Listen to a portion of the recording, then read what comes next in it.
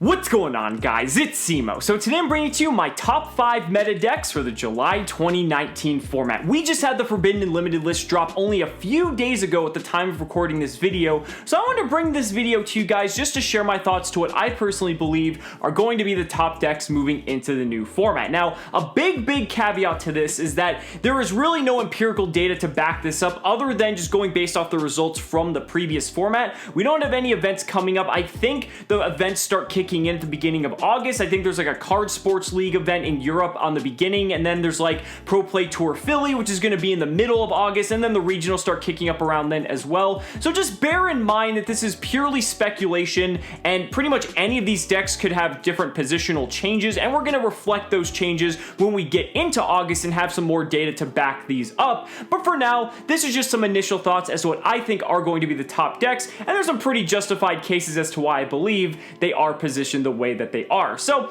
without further ado, let's go ahead and get right into it. Kicking things off with number 5, I went ahead and gave it a tie because there's two decks that are very similar in their functioning. They've performed adequately well in the last format, and I think because the other decks got put in check to an extent, these decks have the opportunity to see some success. And those two decks are True Draco as well as Guru Control. Now, both of these decks did suffer from losing one terraforming on the last Forbidden and Limited list, just because now they went from 2 to 1. However, these decks did pick up something pretty significant. I think Guru Control more so than True Draco. Both of these decks picked up Solemn Judgment to 3, which one of the biggest blowout cards against both of these decks is something like Evenly Matched, or just one of these silver bullet cards that can just take out these back row decks entirely. Both of these decks are control/stun decks, so being able to just control the tempo and pretty much have answers to cards that are going to take out all your cards is pretty nice, especially when it costs half your life points, so it's going to be always live. And not to mention, it's not just having to be specifically used for something like Evenly Matched, which you're going to see in games 2 and 3, but we also have Guru Control picking up Super Polymerization to 3 as well. And again, any rogue deck is really going to benefit from Super Poly going up. As you know, maybe some people don't agree with Super Poly going to 3, it's still very good for the rogue players because a lot of the top decks are susceptible to a Super Poly. You can't respond to it, and it's a very strong card regardless of whether or not you feel like it should be in the game. The thing is, when it comes to both of these decks, True Draco has been performing exceptionally well at that tier 2-ish status, being able to just pump out some pretty decent boards, have some pretty decent back row to back it up, and then Guru Control does the same thing just in a different way. I think Draco just kind of eclipses it just a little bit, at least it did in the previous format. That's kind of why I put both of these decks together. I think both of these decks got boosted and really didn't lose anything going into this new format, so I think if you're going to pick a control/stun deck of choice, it'd probably be a safe bet to go with either True Draco or Guru Control. But moving on to number 4, we have the decks that people thought were going to be absolutely crucified after this ban list, and again, we have a bit of a tie because I didn't want to put one over the other necessarily. We have Striker and Salamangreat. So the reason why both of these decks are on here, you might be thinking, Cimo, like Gazelle is at 1, Circle is at 1, how is Salamangreat going to survive this list? Well, the thing is, the deck can still do what it does relatively well. The thing is, as long as you can kind of achieve a Mirage Stalio, which is really any 2 level 3s because it is generic, you can essentially still do the full combo because Salamangreat didn't lose anything that essentially results in its ending board. It just lost the consistency to get there. And yes, while losing 2 Gazelle is very significant since Gazelle is the heart and soul of the deck, and you also lost 2 Circle, which is effectively like 4 copies of Gazelle or 2 copies of any other Salamangreat you may need, especially if you're trying to get that Gazelle Spinny combo. It does hurt a lot, but I've already been seeing builds going around. The OCG has Gazelle to 1, and while they don't have Spinny to, or excuse me, while they don't have Circle to 1, it is still a deck that has been able to do wonders. The thing is, Salamangreat is very flexible in the way that it can adapt. You can incorporate more hand traps. You can actually go a more control-ish route and start playing more trap cards in a very similar light to like Zodiac, which, I mean, there are a lot of similarities between Zodiac and Salamangreat. So the thing is, it really isn't like that far-fetched to think that way. Solemn Judgment is at 3. Keep that in mind. And the thing is, Solemn Judgment actually could be played in a deck like this and just help pretty much solidify the control game that Salamangreat can play. You could even make that same argument for Striker, but we'll talk about Striker a little bit later on. The thing is, you also got stuff like Crackdown. There's just plenty of options for the Salamangreat deck, and there's other cards you can use to kind of just help you facilitate into your place. Flame Buffalo is a consistency card you can just max out on now.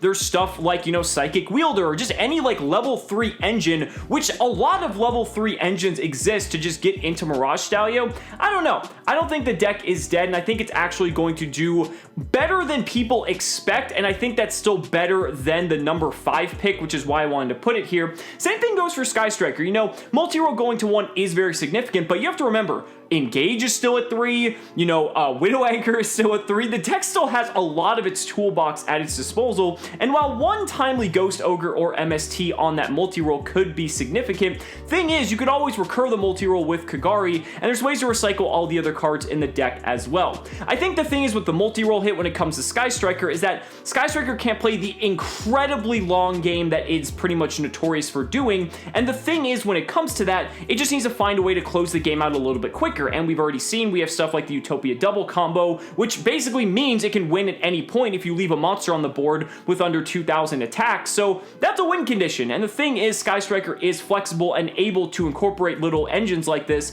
because of the way the deck is designed. I don't think both of these decks are dead. I'm not sure where exactly they're going to fall, so that's why I felt pretty comfortable putting both of them in the number 4 slot. Now coming in at number 3, we have another deck that incurred several hits on the ban list, but realistically, I think the deck's still playable, and I think there's already some strategies emerging that are proving that the deck is still incredibly strong, and that deck is Orcas. Now you're probably thinking, how can you play Orcas without Rusty Bardish? Are you insane? Well, you have to think, Mermaid's still legal, so you can still do the combo just as easily as you did before, but without Rusty, you lose those disruptions, right? You know, in the form of those Fog Blades. However, there's ways to work around that. I mean, I was playing a build that wasn't ending on Rusty. It cut all the Phantom Knights in general. It was just playing a ton of hand traps, almost in a similar line to Salamangreat, and was seeing a pretty decent amount of success with it. There's people that have a new end board that's essentially taking advantage of a card like Topologic Bomber Dragon, which in tandem with the field spell, you're able to resurrect your monster. You can like nuke the board. I think you can nuke the board like twice actually, because you can resurrect like Dingirsu once. I think you can also do it with a Harp Horror, because Harp Horror can special summon from the deck, so that's pretty sick. So you can nuke your opponent's board twice and still have a strong board to follow up with and do plays on the next turn because of the recyclability. I mean,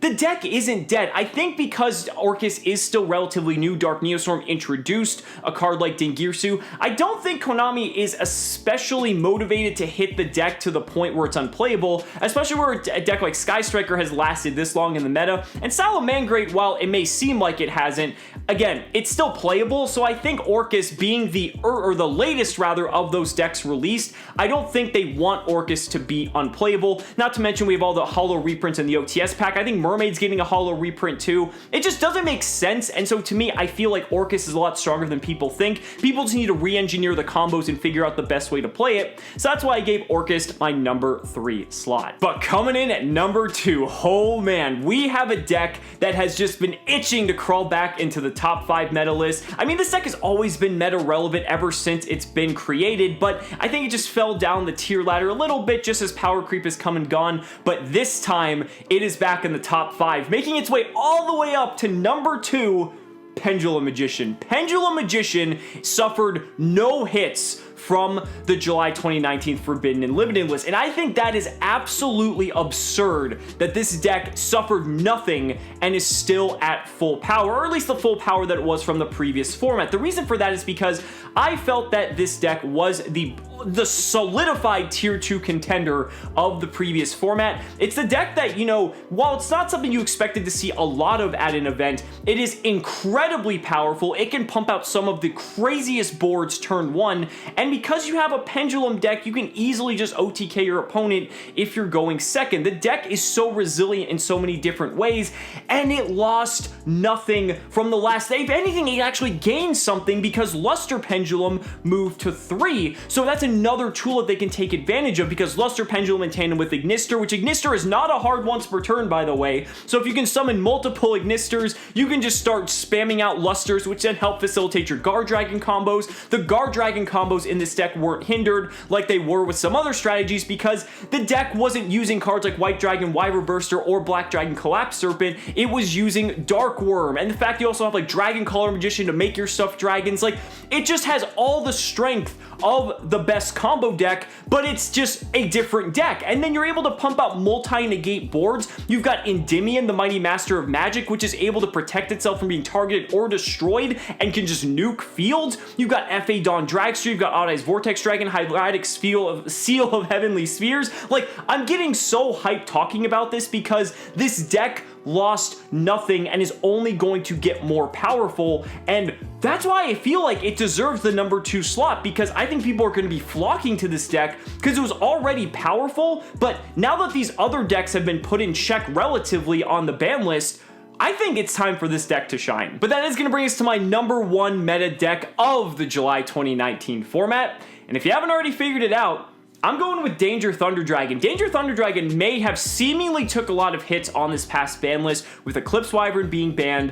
White Dragon Wyvern Burster, and Black Dragon Collapse Serpent getting hit to 1, and all the good dangers being Nessie, Jackalope, and Tsuchinoko going to 2. Thing is, the deck realistically can still do everything that it did before. A lot of people would make the argument that with the white and black dragon being limited, it's a lot more difficult to do the guard dragon combos or to facilitate some of the plays that the deck was able to do previously. And while that may be true, the one thing that people are overlooking is the Crusadia engine, because the Crusadia engine could just easily access cards like Crusadia Draco, which then can facilitate the guard dragon play if you just open one of your Crusadia cards and literally like any extender just to trigger Magius.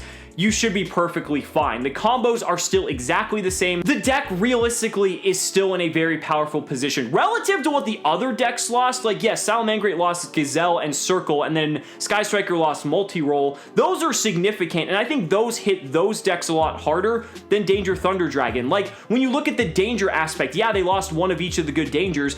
You could just play a Chupacabra, a Mothman, and a Bigfoot, and then you basically have the exact same cards, except if they hit themselves in the hand, you're going to experience a little bit more variance in that danger aspect. Also, there's already a danger engraved, and then Chupacabra will actually resurrect it, but otherwise, the deck is just incredibly powerful. We already know what this deck does, assembling the multi-negate boards. It's got so many extenders, and players are already adapting the strategies just to be able to incorporate and pretty much replace those 6 cards that they lost. It really isn't too big of a deal here, and that's why I have to convincingly give Danger Thunder Dragon the number 1 slot. So guys, those are just my thoughts. Let me know down in the comments what you guys think. Keep in mind, this is just my personal opinion of what I think is going to happen. We'll have to see once the results from the regionals and the Card Sports League event in Europe, as well as the Pro Play Tour in Philly, start coming around, and I'll be sure to bring you guys all those results, so make sure you subscribe if you haven't already. So guys, thank you so much for watching the video. Be sure to like the video as always, subscribe to the channel for more amazing Yu-Gi-Oh content, and if you found this video helpful, consider supporting me on Patreon or becoming a YouTube channel member. Just by showing your support in any way that you can, you're investing in my ability to continue bringing you amazing Yu-Gi-Oh content. So thanks so much again, and we'll see you next time.